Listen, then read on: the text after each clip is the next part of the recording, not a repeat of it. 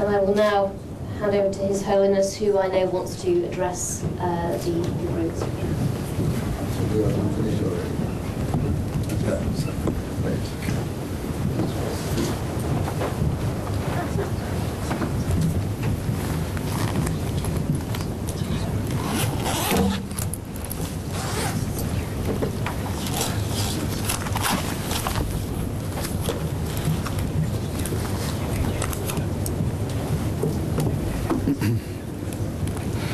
Bismillahir Rahmanir Rahim.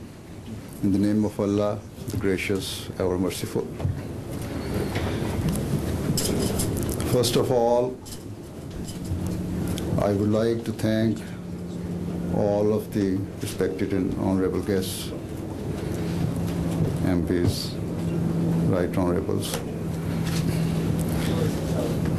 who have allowed a leader of a religious organization to say a few words to you. I am most grateful to our respected MP, Justine Greening, Member of Parliament of our area, who has done so much in organizing this event for the sake of a small community of our constituency on the occasion of its Khilafat Centenary. That shows her greatness, open-heartedness, and the concern about the sentiments of every people and community living in her constituency. Although the Ahmadiyya Muslim community is a small community, it is a standard bearer and the representative of the true teachings of Islam. Nevertheless, I must say that every Ahmadi who lives in Great Britain is an extremely loyal citizen of the country and loves it. And this is because of the teachings of our Prophet, peace and blessing of Allah be upon him, who instructed us that love of one's country is an integral part of one's faith. The teachings of Islam has been further elaborated and emphasized by the founder of the Ahmadiyya community, whom we believe as the promised Messiah and the reformer of this age. He said, while announcing his claim that God Almighty has placed two burdens upon me. One is right of God, and the other is right of God's creation. He went on to say that discharging the rights owed to God's creation was the most difficult and delicate challenge.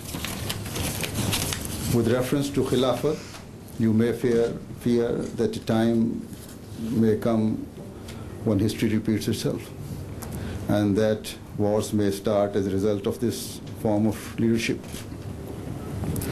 Let me, however, assure you that although this accusation is laid against Islam, God willing, the Ahmadiyya Khilafat will always be known as the standard bearer of peace and harmony in the world, as well as be loyal to the country in which members reside. The Ahmadiyya Khilafat is also here to perpetuate and continue the mission of the Messiah and Mahdi, and so there is absolutely no reason to fear the Khilafat. This Khilafat draws the attention of members of the community towards fulfilling these two obligations for which the promised Messiah came, and as a result tried to create peace and harmony in the world.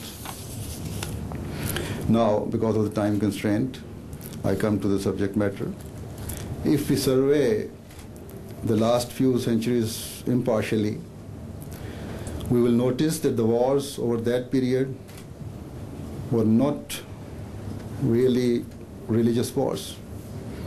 They were more geopolitical in nature. Even in today's conflicts and hostilities amongst nations, we notice that they arise from political, territorial, and economic interests.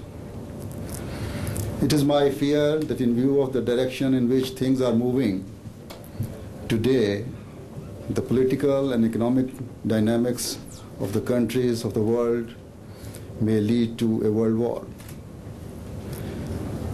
It is not only the poorer countries of the world, but also the richer nations that are being affected by this. Therefore, it is the duty of the superpowers to sit down and find a solution to save humanity from the brink of disaster.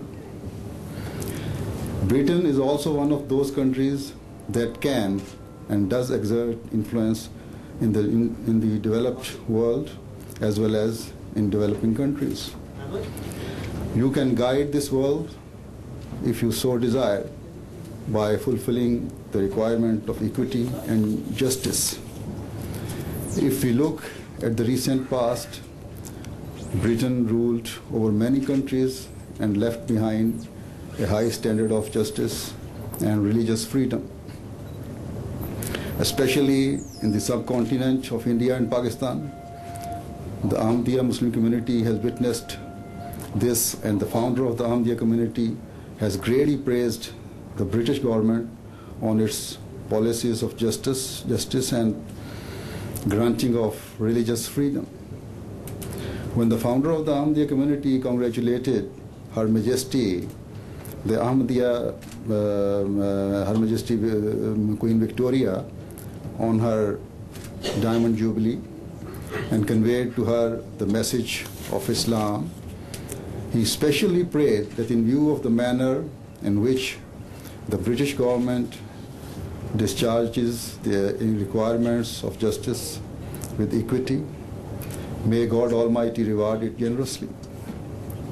So our history shows that we have always acknowledged this justice whenever displayed by Britain, and we hope that in future too justice will remain a defining characteristic of the British government, not only in religious matters but in all respects, and that you never forget your good qualities of the past.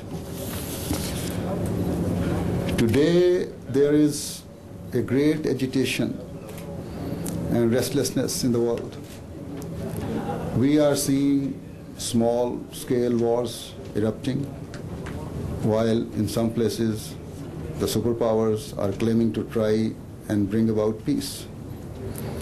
If the requirement of justice are not fulfilled, the conflagration and flames of these local wars can escalate and embroil the whole world. Therefore, it is my humble request to you to save the world from destruction. Now, I will briefly mention what the teachings of Islam are to bring about peace in the world, or how peace can be established in the world in the light of these teachings. It is my prayer that to create peace in the world, those who are being addressed initially, that is to say Muslims, may be able to act upon them, but it is a duty of all the countries of the world, all the superpowers or governments, to act upon.